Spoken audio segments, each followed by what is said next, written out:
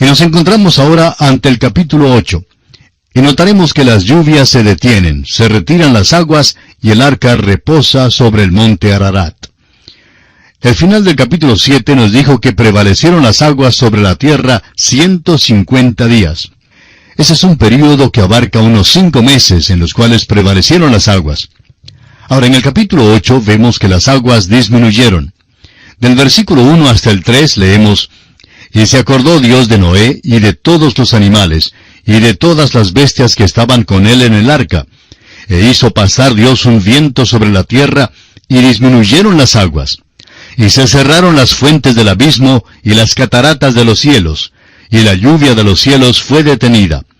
Y las aguas decrecían gradualmente de sobre la tierra, y se retiraron las aguas al cabo de 150 días. Es maravilloso de veras que Dios se acordara de Noé. Noé estaba perfectamente seguro en el arca. Este capítulo no solo nos relata de la subida del diluvio, sino también de cómo prevaleció el diluvio y de la mitigación de él. Nos dice que Dios hizo que pasara un viento sobre la tierra. Ahora, todo esto no sucedió de la noche a la mañana. La subida de las aguas llevó un total de 150 días, como ya lo hemos leído. Luego pasan 261 días en la mitigación del diluvio. Nos parece que fue algo más que simplemente un diluvio local. Notemos ahora el envío del cuervo y la paloma. El versículo 4 dice: Y reposó el arca en el mes séptimo, a los 17 días del mes, sobre los montes de Ararat. Y el versículo 5 continúa diciendo: Y las aguas fueron decreciendo hasta el mes 10. En el 10, al primero del mes, se descubrieron las cimas de los montes. Ahora el versículo 6 dice: Sucedió que al cabo de 40 días, abrió Noé la ventana del arca que había hecho. El versículo 7 dice: Y envió un cuervo, el cual salió y estuvo yendo y volviendo, hasta que las aguas se secaron sobre la tierra. Notamos aquí que Noé se convierte ahora en observador de los pájaros.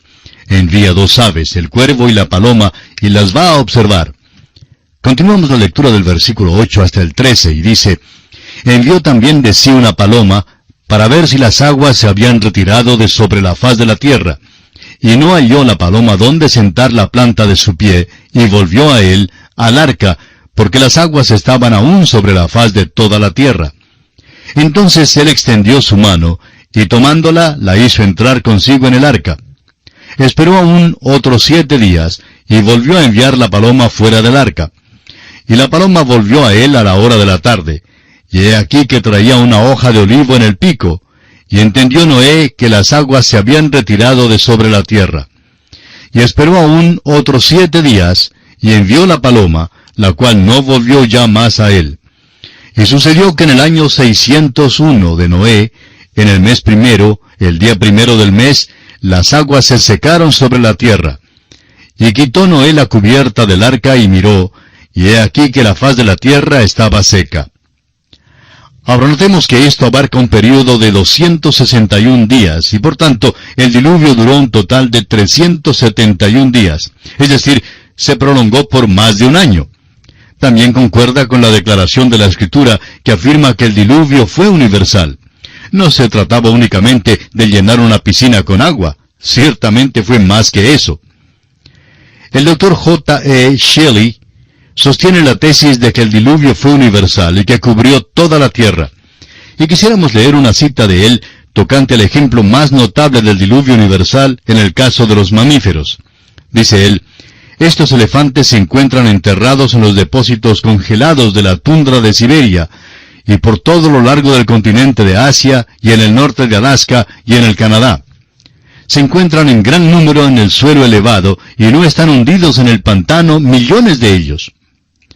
Sigue contando acerca de ellos, cómo es que fueron examinados, y cómo la evidencia indica que fueron ahogados. Si es que meramente se hubieran hundido allá arriba, hubieran muerto de hambre. Pero entre más al norte vaya uno, más se encuentran. El suelo de las islas del Mar Blanco, dentro del círculo ártico, se compone mayormente de sus huesos, juntos con los del tigre del tipo dentado de sable, del alce gigante, del oso de caverna, del buey almizcleño, de troncos de árboles, y de los que han echado raíces en la tierra. Hoy no existe ningún árbol en aquellas regiones. Los más cercanos quedan a miles de kilómetros de distancia. El mamut no podía comer de la vegetación achaparrada que crece en esta región. La autopsia revela la presencia en sus estómagos de su última comida, que fue pino y ramas de plantas espineras. Estos mamuts fueron sepultados vivos en los depósitos cuando el sedimento estaba blando. Ellos y el sedimento de repente fueron congelados y nunca han sido descongelados porque no muestran ninguna señal de descomposición. El Dr. Shelley cuenta de cómo el marfil del mamut ha sido vendido en los muelles de Londres por más de 1000 años.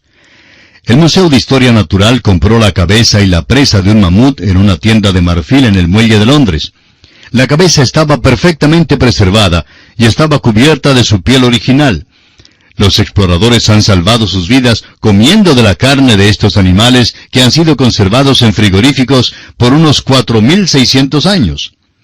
Amigo oyente, si se desea tener evidencia del diluvio y de un diluvio universal, hay abundante evidencia si estamos dispuestos a aceptarla.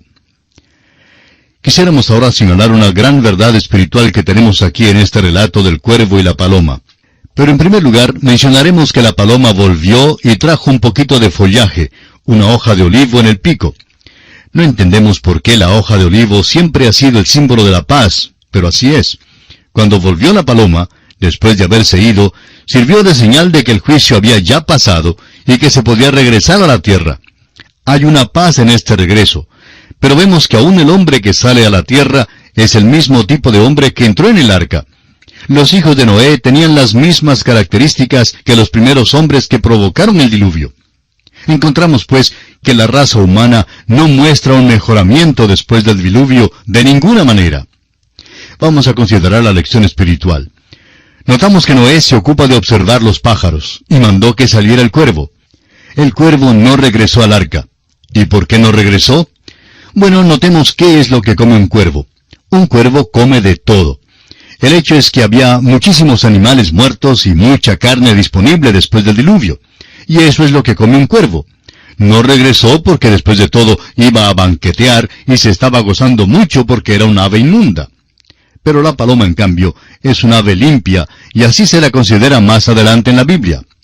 Usted recordará, amigo oyente, que Noé llevó tanto animales y aves limpios como aves y animales inmundos en el arca. La paloma fue como una mensajera que trajo con ella una información. Después del segundo viaje de la paloma, Noé supo que las aguas del juicio ya se habían retirado de la tierra, porque la hoja del olivo revelaba que la tierra seca ya estaba a la vista. Lamentablemente nuestro tiempo ha concluido y tenemos que detenernos en este lugar. Continuaremos la consideración de esta lección espiritual en nuestro próximo programa.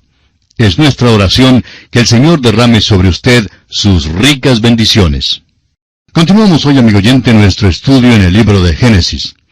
Estábamos considerando en el estudio anterior una lección espiritual en el relato del cuervo y la paloma que Noé envió desde el arca.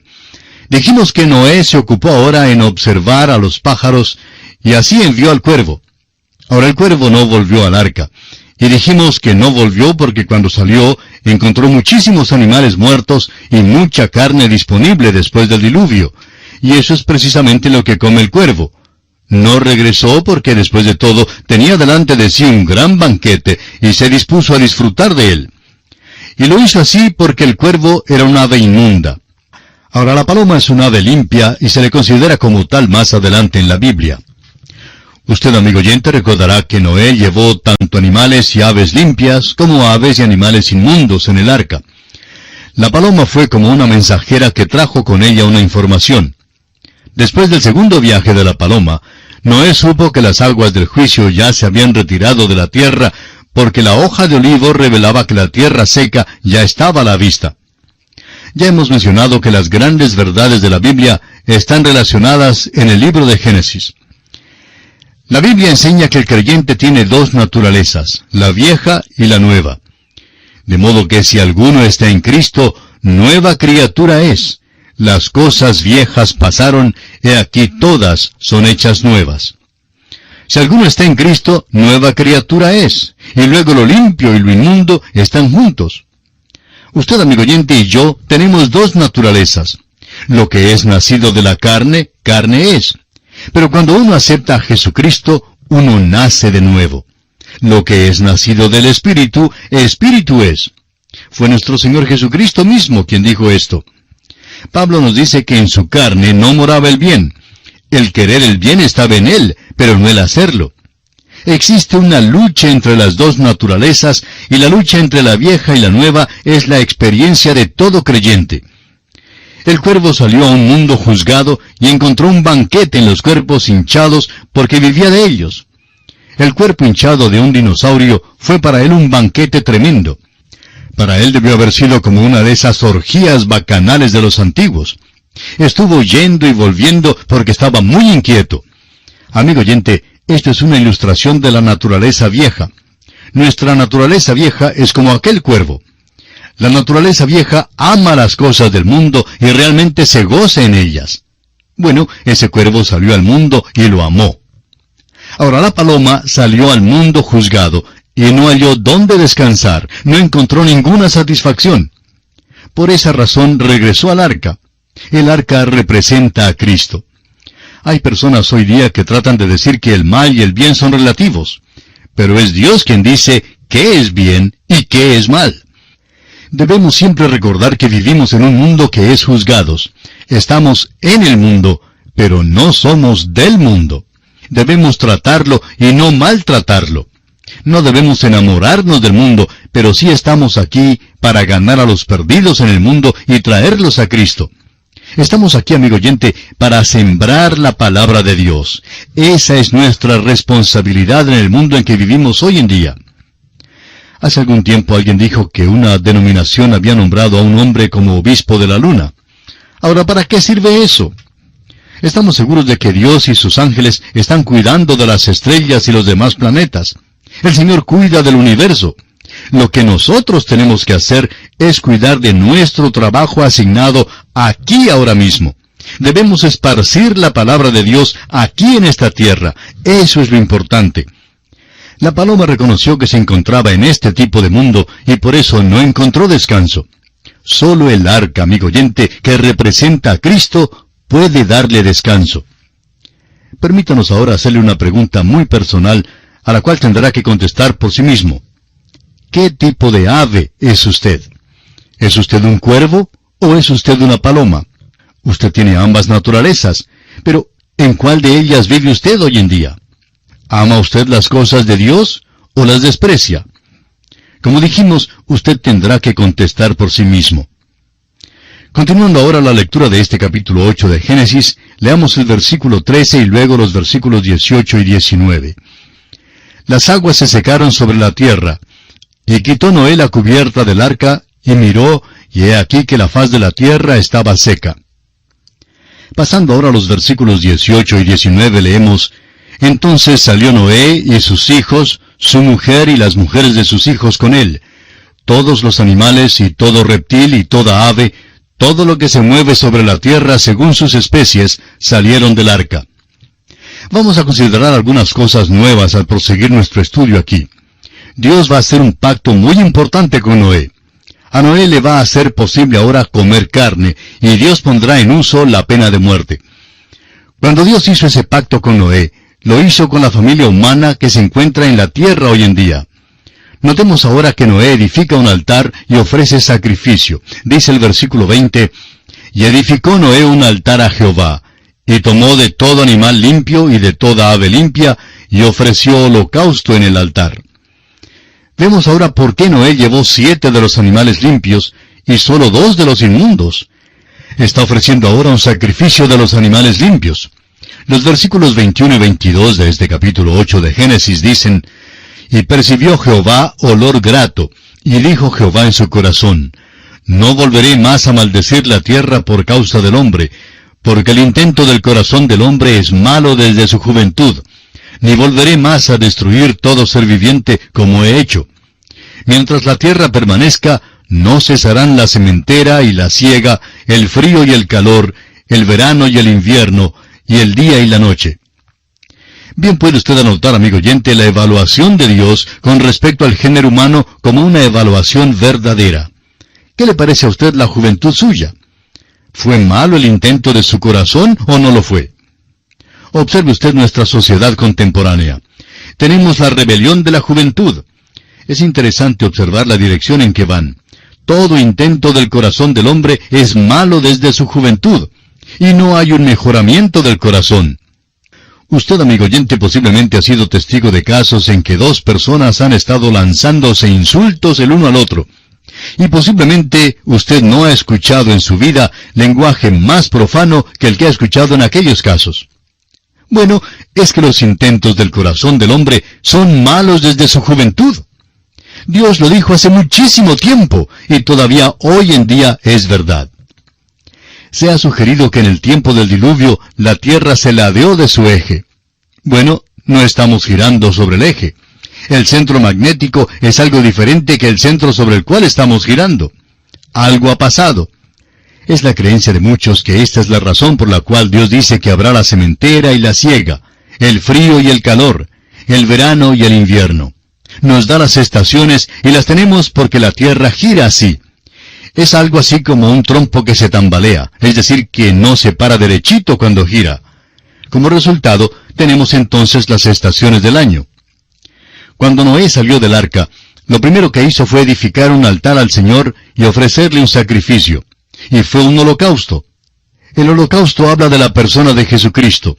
Fue ofrecido sobre la base de aceptación delante de Dios y alabanza a Dios en reconocimiento a Él.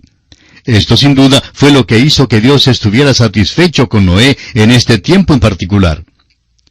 El hombre, amigo oyente, debe aprender tres cosas del diluvio, y son, primero, la rebelión. La rebelión contra Dios se realizó, fue manifestada abiertamente y fue la causa del juicio del diluvio. En segundo lugar, la revelación. Dios dio su revelación a los hombres. Noé predicó a los hombres por 120 años. El testimonio de Noé no les tocó el corazón. Rechazaron la revelación que Dios había dado. Y en tercer lugar, el arrepentimiento. Rehusaron por completo arrepentirse. No hubo ningún regreso a Dios por ningún lado. Rechazaron el refugio que Dios les había ofrecido, que Dios había provisto para ellos. Ahora este hombre Noé sale del arca. Se queda en una posición muy singular. Se constituye en cabeza de la nueva raza humana. Es la misma posición que tuvo Adán. Muchas personas dicen, todos somos emparentados, todos procedemos de Adán. Bueno, amigo oyente, somos parientes de alguien más próximo que él. Somos todos emparentados con Noé. En un sentido, Noé es el padre de todos nosotros hoy en día. Bueno, amigo oyente, hemos pasado así por el diluvio.